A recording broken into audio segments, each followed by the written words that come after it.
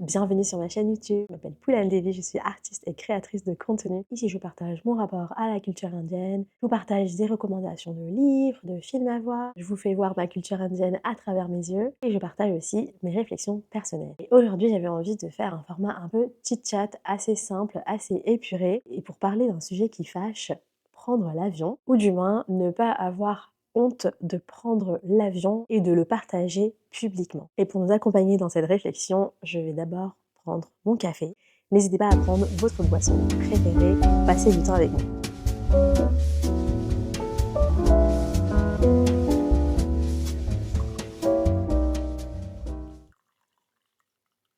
Oui, bonjour. Bien sûr, je suis consciente que prendre l'avion, ça pollue, que, qu'il représente entre 2,5 et 3% de la pollution, mais également que cela participe au réchauffement climatique à hauteur de 4,5%. Je ne suis pas du tout en train de remettre en question le réchauffement climatique ou minimiser l'impact du fret aérien, mais il y a cette tendance quand même à culpabiliser les individus. Pour moi, ça, c'est vraiment le piège. Alors oui, certaines personnes devraient réduire, voire arrêter l'usage de l'avion pour leur trajet, mais je n'en fais pas partie. Et en fait, tout part d'un post Instagram que j'ai fait l'année dernière pour le Earth Day. En lisant tous les commentaires et les réactions que mon post avait suscité, je me suis rendu compte que les personnes racisées étaient vraiment les angles morts des personnes écolos blanches. Et donc c'est un post dans lequel j'ai juste dit que j'avais pas honte de prendre l'avion et ça a suscité tout un tas de commentaires dans le sens où, en fait je m'y attendais pas du tout. Je m'attendais pas du tout à ce genre de réaction parce que, vous savez, moi sur Instagram, je suis un petit compte, 8 800 abonnés. Je dis un petit compte parce que, j'ai une communauté très engageante, donc ça veut dire que, ma communauté est très présente. Donc, hem, tout ce que je poste est d'abord vu par ma propre communauté et souvent ça s'arrête là. Il y a très, très, très peu de personnes qui sont étrangères à mon compte Instagram, donc non abonnées, qui va tomber sur mes posts et je sais pas trop pourquoi c'est comme ça, mais mon compte n'est pas montré à de nouvelles personnes, en soi. En fait, ça fait un moment que ça stagne, peut-être depuis, l'année dernière, je suis dans cette marque-là et je suis pas du tout en train de me plaindre, mais tout ça pour vous dire que avoir fait un post sur, l'écologie, c'est ça a tellement dérangé que c'est allé dans d'autres parties d'Instagram, où je ne vais pas trop parce que je ne poste pas forcément, par exemple là, du contenu sur, l'écologie et je me suis rendu compte que ça avait vraiment cassé la tête des personnes, écololes. J'utilise le terme écolole parce que ce sont des personnes, littéralement, qui ont une conscience écologique, mais qui oublient tout un tas de choses hyper importantes dans l'écologie, comme l'empreinte coloniale, l'esclavagisme, les guerres, en gros plein d'éléments historiques et sociaux qui impactent l'écologie, mais c'est ça pour eux, ça va au-dessus de la tête. Et donc c'est pour ça que je les appelle écololes, parce que voilà, ils oublient, la colonisation, les conséquences de la colonisation dans lesquelles on vit aujourd'hui dans un monde postcolonial. Et ça a tellement choqué donc ces personnes-là, que c'est arrivé sur le feed de Bon Pote. Bon Pote qui est un créateur, de contenu sur, les questions écologiques et donc il a commenté et forcément s'en est suivi tout un tas de réactions, je m'imagine, de ses followers. Avant de revenir sur leurs réactions, j'aimerais d'abord, du coup, moi, partager mon opinion. Pour moi qui suis d'origine indienne et qui habite en France, il est super important de retourner en Inde régulièrement. Régulièrement, on s'entend, c'est peut-être, tous les 2 ans et encore, pour maintenir mes liens de connexion avec, ce pays, avec ma culture, avec mes pratiques culturelles, avec l'actualité, avec juste le fait d'y être, avec cet ancrage au terroir, avec ma famille et je ne vois pas comment je pourrais faire si je ne prenais pas l'avion. Il y a la possibilité du bateau cargo, mais en fait, le bateau cargo, c'est un moyen qui est déjà très, très cher et donc il n'est pas, accessible à tout le monde. Moi, j'ai toujours pris l'avion, depuis que je suis petite, comme vous pouvez le voir sur cette photo. J'ai toujours pris l'avion. Donc sur cette photo, nous sommes en 1991, je pense. C'est quelques mois après ma naissance. Je pense que ma mère, dès qu'elle a su que je pouvais, voyager, en tant que bébé, elle a décidé de m'emmener en Inde faire voir mon grand-père, ou plutôt que mon grand-père puisse me voir. Mon grand-père qui est décédé maintenant, et je suis contente qu'elle l'ait fait quelque part parce que mon grand-père il est décédé donc quelques années plus tard, en 94. Et je sais que pour ma maman c'était hyper important de faire cela, sachant que ça faisait 2-3 ans qu'elle vivait en France et qu'elle n'avait pas vu son père encore après son mariage. Et c'est des moments hyper importants de partage, avec la famille. Il y avait pas forcément, la visioconférence à l'époque encore. On s'envoyait des lettres, on s'envoyait des photos effectivement, mais c'est pas la même chose que, une rencontre, physique et donc depuis que je suis petite, moi j'ai été habituée, à prendre l'avion. Mes parents, issus de l'immigration, ils ont jamais, ils se sont jamais octroyés un mode de vie, confortable, on va dire. Tout ce qu'ils gagnaient, en travaillant, ils le mettaient de côté pour économiser, pour se payer des billets d'avion. C'était déjà des sommes quand même assez, élevées à l'époque. Ils n'avaient aucun loisir à côté et en grandissant, je me suis aussi rendu compte que moi-même, je n'avais pas, accès à des loisirs, extrascolaires, par exemple, où il fallait payer. Tout l'argent qu'ils gagnaient, c'était pour que nous tous puissions, aller en Inde et donc j'ai été hyper privilégiée, je trouve, par rapport à d'autres personnes qui n'ont jamais pris l'avion, par exemple, pour aller voir leur famille. C'est que j'ai été initiée, à prendre l'avion et à, ben, voyager, je dirais pas, tous les ans, c'était pas tous les ans qu'on partait, mais on partait, tous les 2 ans, tous les 2-3 ans en tout cas, peut-être jusqu'à mes 20 ans. Je me souviens d'y être allée assez régulièrement. Vers la fin, ça se réduisait parce que, c'est là où j'ai commencé à avoir des emplois, saisonniers et que je rentrais à la fac et donc j'avais un rythme différent.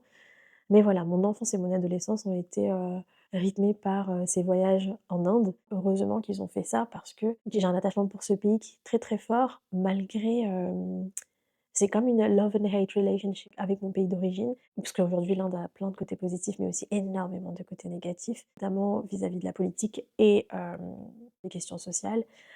Mais ça ne m'empêche pas de l'aimer, ça ne m'empêche pas d'être, attachée à ce pays.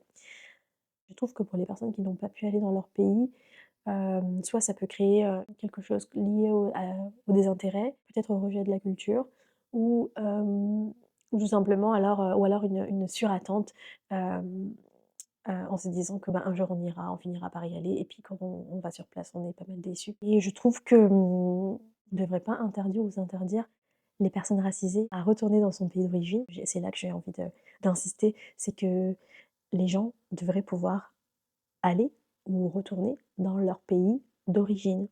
Et s'il y a bien des personnes qui pourraient ou qui devraient réduire les trajets en avion, c'est des personnes qui n'ont aucun attachement, aucune appartenance au pays qu'ils souhaitent visiter. Donc ça veut dire qu'il faut arrêter les tours du monde, qu'il faut arrêter, ces voyages, de retraite spirituelle, d'aller dans les ashrams, ça veut dire qu'il faut arrêter ces voyages de quête spirituelle, des voyages de quête, de développement personnel, qu'il faut arrêter d'aller exploiter les artisans locaux dans les 4 coins du monde et voler leur savoir-faire pour ensuite le revendre en bons capitalistes en Europe. L'histoire est beaucoup trop complexe pour soutenir l'idée qu'il faudrait arrêter le fret aérien pour les personnes racisées. Pour la jet set, pour les millionnaires, les milliardaires, ceux qui utilisent, les jets privés, eux devraient arrêter effectivement. Taylor Swift qui voyage en jet privé, elle devrait arrêter. On n'est pas en train de s'attaquer aux bonnes personnes, j'ai envie de dire. Hem Entre la personne qui a économisé, pendant 3 ans, 500 € ou peut-être 600 € pour, se payer un aller-retour en Inde en basse saison, versus, une personne qui prend peut-être l'avion plusieurs fois dans le mois, voire plusieurs fois dans la semaine, notamment les célébrités, les artistes chanteurs et cetera. Au-delà des artistes, c'est ces multimilliardaires qui voyagent, pour des rendez-vous d'affaires et ça, c'est complètement absurde. Ça, c'est complètement aberrant, en fait. L'histoire est beaucoup trop complexe pour, interdire ou faire réduire les personnes racisées de voyager, de retourner dans leur pays parce qu'aujourd'hui, on se retrouve dans des situations où les personnes, ont dû quitter leur pays pour des questions, de conflit ou de guerre ou de génocide, pour des questions économiques, pour des migrations environnementales et je trouve que c'est, mettre une grosse pression sur les personnes racisées que de leur dire d'arrêter de prendre l'avion, alors que déjà il y a tout un rapport compliqué, peut-être, au pays d'origine, que déjà ces personnes ont besoin de processer, de comprendre où est-ce qu'on se positionne par rapport à son pays. Certaines personnes veulent rentrer, certaines personnes ne veulent pas rentrer. Certaines personnes ne peuvent, voudraient peut-être s'installer dans le pays. Par exemple, moi, c'est pas mon projet, mais j'y pense par moment. Mais il y a aussi certaines personnes qui voudraient s'y installer, mais il se trouve que certains pays ne vous acceptent pas à nouveau une fois que vous avez quitté le pays et que vous avez, par exemple, abandonné votre nationalité. Mais donc pour certaines personnes, la seule solution, c'est d'y aller avec un visa touriste et de pouvoir quand même profiter de son pays et voir peut-être de sa famille, hem Là, je vous donne juste des exemples qui me viennent en tête, mais je suis sûre qu'il y a plein de situations où en fait, les personnes ne peuvent complètement pas retourner dans leur pays, que ça leur manque énormément. C'est pas aux personnes blanches écololes de nous dire comment être dans une démarche écologique aujourd'hui. C'est pour ça que le discours entre les personnes, écolos et écolo blanches et les personnes, racisées, est difficile aujourd'hui parce que souvent elles manquent cet aspect critique, historique, sociologique vis-à-vis des personnes racisées qui ont ce besoin vital par moment de retourner dans leur pays d'origine. En fait, ces personnes blanches écololes, elles pensent que c'est one solution fits all, une solution pour tout, c'est-à-dire qu'on arrête de prendre l'avion et hop, il n'y aura plus de problème écologique ou en tout cas le réchauffement climatique va drastiquement diminuer en faisant ça. Je trouve que c'est vraiment égoïste, mais alors égoïste de leur part de nous imposer ça. Et c'est pour ça aujourd'hui, je pense que les gens ne devraient pas avoir honte. Par contre, les personnes qui devraient avoir honte, il y en a plein, mais justement, ces milliardaires, les utilisateurs de jets privés, les gens qui font Paris-Nice, Paris-Nice. Les vlogueurs, ah les vlogueurs, personne ne leur a demandé d'aller dans ces pays-là. On sait très bien qu'ils partent dans ces pays-là pour faire des vues et créer du contenu. D'ailleurs, ma vidéo, sur, les vlogueurs, surtout en Inde, arrive bientôt. Toutes ces personnes qui voyagent dans un pays, mais qui restent qu'une semaine. C'est incroyable. En restant une semaine, ces personnes polluent beaucoup plus que des personnes qui y vont, par exemple, sur un plus long terme, plusieurs mois déjà. Et c'est juste incroyable en fait d'aller dans un pays juste pour une semaine, d'aller dans un pays aussi loin pour une semaine. Qu'est-ce que tu observes? Qu'est-ce que tu apprends de la culture? Qu'est-ce que tu absorbes? Hem, une semaine, c'est super court. Après, il y a toutes ces personnes, vous savez, qui sont en quête de développement personnel. Elles devraient arrêter d'aller en Inde. Pourquoi par exemple en Inde, pourquoi l'Inde serait un pays, serait un terrain de recherche, spirituelle, de quête de soi? Il y a énormément de choses à redire là-dessus et si vous voulez que je vous en parle dans une prochaine vidéo, dites-le moi en commentaire. Les personnes écolo blanches, elles pourraient s'attaquer à plein de catégories de gens, mais en fait, elles viennent taper sur le doigt des personnes racisées qui essaient juste de survivre, après avoir peut-être été arrachées à son pays d'origine, peut-être, que peut-être que ces personnes proviennent d'un contexte, de mise en esclavage. Peut-être que voilà, ces personnes ont fui des guerres, ont fui des désastres écologiques, Hem, mais le retour est possible et laissez-les choisir en fait. Laissez-les choisir s'ils ont envie d'y aller, s'ils ont envie de s'y installer, si ils ont pas envie d'y aller, ne cultivez pas la honte, ne cultivez pas la honte et si je dois retourner, le cas, je retournerai le discours et je devrais leur dire: «Mais c'est à vous en fait d'avoir honte de nous, heu, de nous créer de la honte en fait, c'est complètement injuste». Les gens qui ont une conscience écologique, je pense qu'ils font quand même beaucoup d'efforts et c'est vraiment bien. Enfin, je sais que moi, à mon niveau individuel, j'essaye, mais que tout n'est pas parfait, qu'il y a encore plein de choses à revoir et tant qu'on est conscient, c'est déjà une bonne chose et je sais que parfois ça n'est pas assez, ça n'est pas suffisant, mais pendant ce temps-là, au lieu de continuer les lobbies vis-à-vis, des personnes qui sont beaucoup plus influentes, privilégiées, ça ne sert à rien de taper sur, les personnes racisées, et de créer ce sentiment de honte. Hem, Après il y a aussi des personnes racisées, pour des questions écologiques, qui n'ont pas envie d'aller dans leur pays et bien grand bien leur fasse. Voilà, il faut arrêter de croire que tout le monde devrait arrêter de prendre l'avion. Lorsque j'avais publié cette réflexion en premier lieu sur mes réseaux sociaux, sur Instagram, hem, il y a eu énormément de réactions. Des réactions, genre des réactions qui me font rire, mais tellement, elles sont tristes en fait. Parce que toutes ces personnes écololes blanches, fragiles, ont vraiment eu ce discours de: «Ah mais, il faut, il faut prendre la terre au sérieux, le réchauffement climatique c'est tant de pourcents, mais comme si en fait, les personnes racisées comme moi n'avaient pas de conscience écologique et en plus n'avaient pas de connaissances sur le réchauffement climatique ou comme s'il fallait leur apprendre en fait de A à Z, ce qui se passait sur la terre et ça c'était assez, condescendant j'ai trouvé. On se rend pas compte aujourd'hui des initiatives qui sont mises en place et des discours écologiques qui proviennent des banlieues. On les minimise beaucoup trop je trouve. Oublier que les premières personnes écolos dans le monde sont d'abord les personnes pauvres. Pour avoir grandi pendant une bonne partie de ma vie, avec mes parents dans une classe, plutôt pauvre, mais quand même privilégiée jusqu'à un certain seuil, dans le sens où on avait un toit, on avait à manger, on avait de l'électricité, même qu'il y avait pas de loisirs, très bien et je voyais aussi beaucoup de techniques d'anti-gaspillage. Aujourd'hui, c'est trop drôle de voir, des gens, on dirait, qui ont découvert, la réutilisation de bocaux, la réutilisation de sacs. Je pense que Alors je sais pas si c'est commun aux asiatiques ou si c'est commun aux indiens, mais est-ce que vous aussi, par exemple, votre maman, elle a une benne, donc une poubelle à la maison, mais dans cette poubelle, il n'y a pas de poubelle, de déchets, mais il y a plein de sacs et en fait, c'est sa manière de ne pas, jeter, le plastique, de le réutiliser jusqu'à ce que ce ne soit plus possible. Je le vois dans beaucoup d'autres choses, je vous ai dit ça, mais il y a énormément de choses. Ben, je sais que j'ai grandi dans une famille où il fallait pas jeter. C'est ça a aussi ses travers, par exemple de terminer son assiette, même si on n'a plus faim.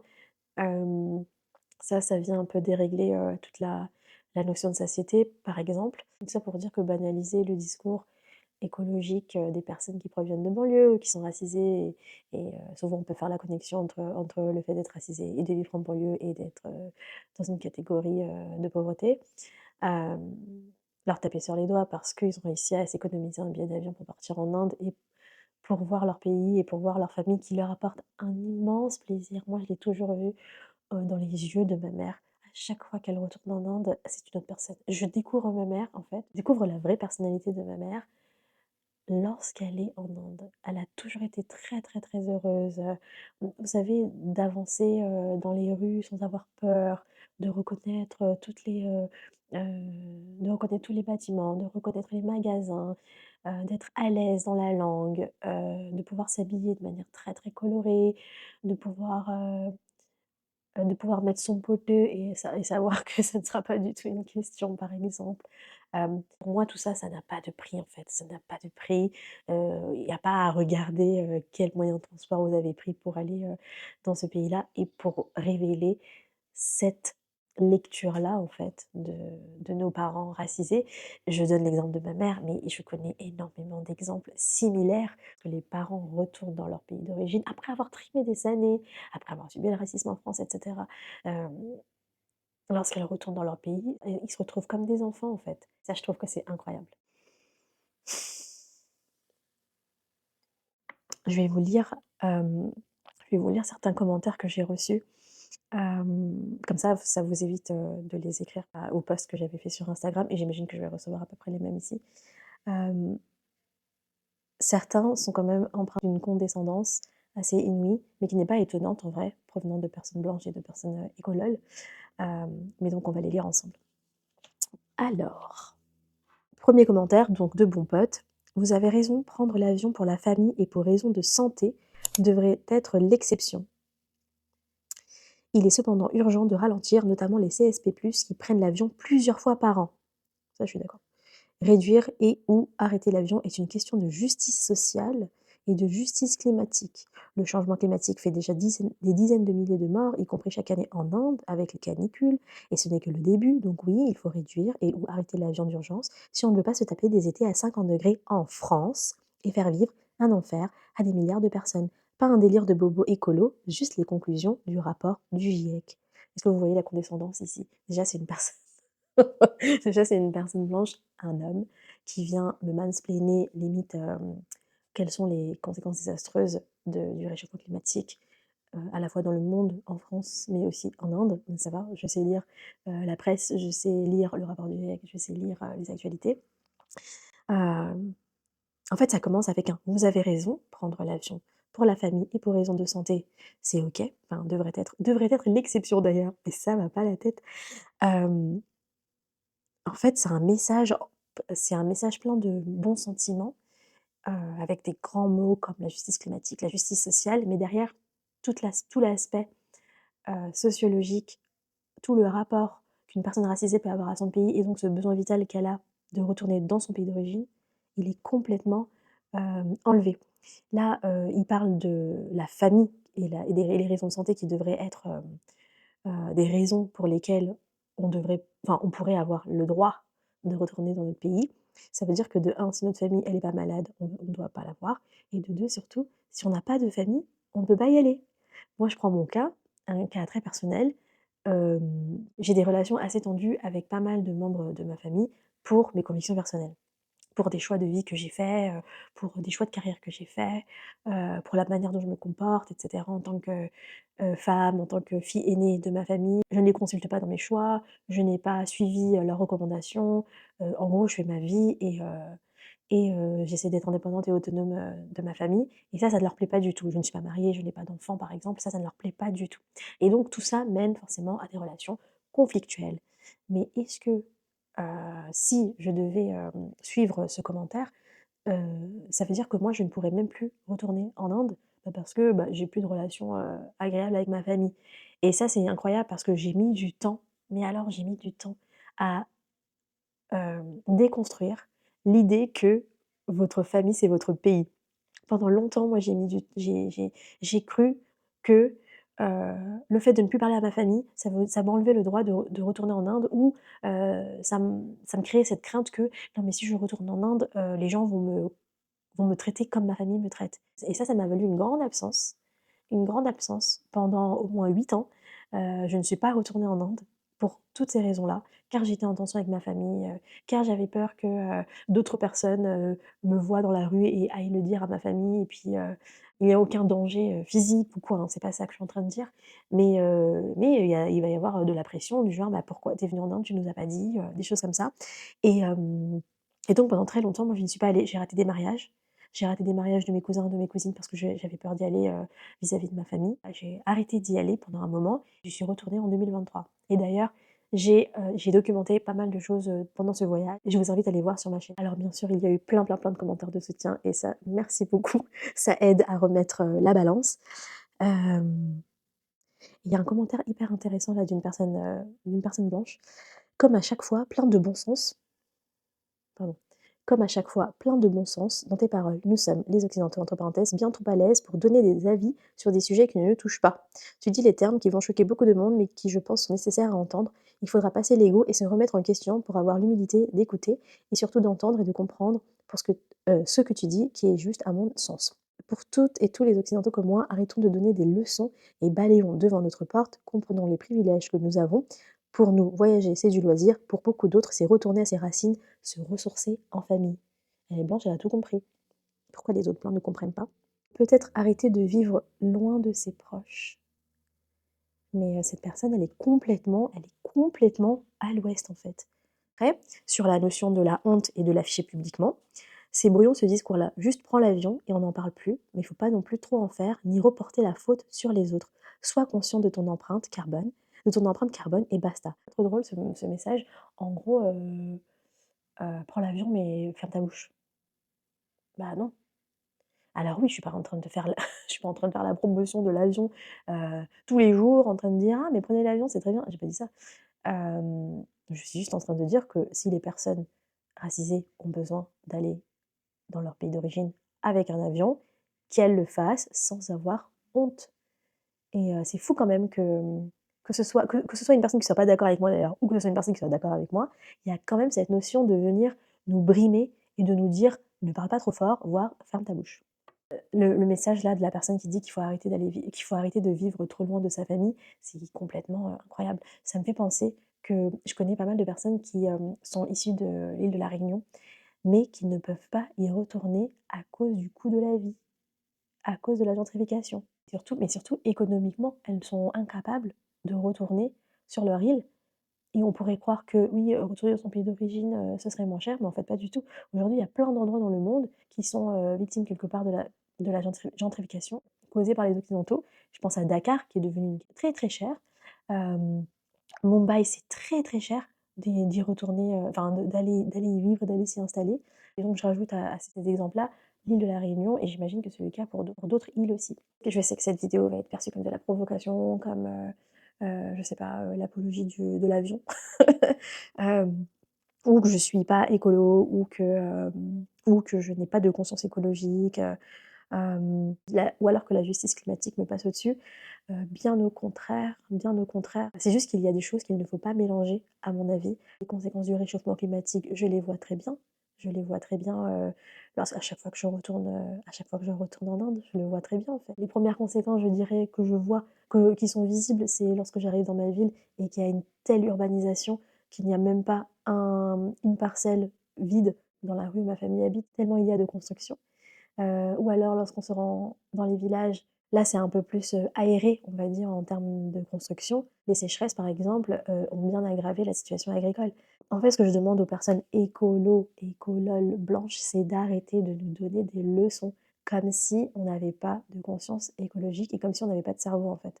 Déjà, en arrêtant de faire ça, je pense que la communication pourrait être, entamée entre nous. D'arrêter aussi, je pense, d'humilier les personnes racisées et de les prendre un peu comme si, vous étiez meilleure qu'elles parce que, c'est pas la première fois, mais on m'a souvent relaté que durant, par exemple, des, rencontres, littéraires, des book clubs, sur les thèmes de l'écologie, les personnes blanches, souvent issues, ben, des milieux, bobo yoga, chai latte, parlent hyper mal aux personnes racisées et notamment sur, le végétarisme, sur, le fait de prendre l'avion, en omettant plein de couches historiques, complexes et elles sont juste, ignorantes et elles sont juste ignorantes, mais surtout parce qu'elles n'ont pas pris le temps de s'informer et je trouve ça vraiment, condescendant et irrespectueux parce que ces personnes n'ont pas la capacité d'accepter des discours différents qui proviennent de personnes, qui ne rentrent pas dans leur étiquette, de personnes écolo. Voici la fin de ma réflexion. J'ai hâte de lire vos commentaires, mais en même temps, si c'est pour avoir des commentaires comme, Bon Pote et compagnie, je pense que les gens peuvent s'abstenir. Mais bon, ça aide pour l'algorithme, donc pourquoi pas. J'ai pas de message particulier en vrai à faire passer, prenez l'avion si vous avez envie, ne prenez pas l'avion si vous n'en avez pas envie. Je pense que le réchauffement climatique, il se joue aussi à d'autres niveaux, comme par exemple le boycott de multinationales. Et voilà, c'était tout pour moi. Je suis Poula Devi, artiste et créatrice de contenu. Si cette réflexion vous a plu, n'hésitez pas à la partager, à vous abonner et à la liker. Partagez-la peut-être à une personne écolole. Qui sait, soit ça passe, soit ça casse. Et surtout, prenez soin de vous. Je vous dis à la prochaine vidéo. Nanji, welcome.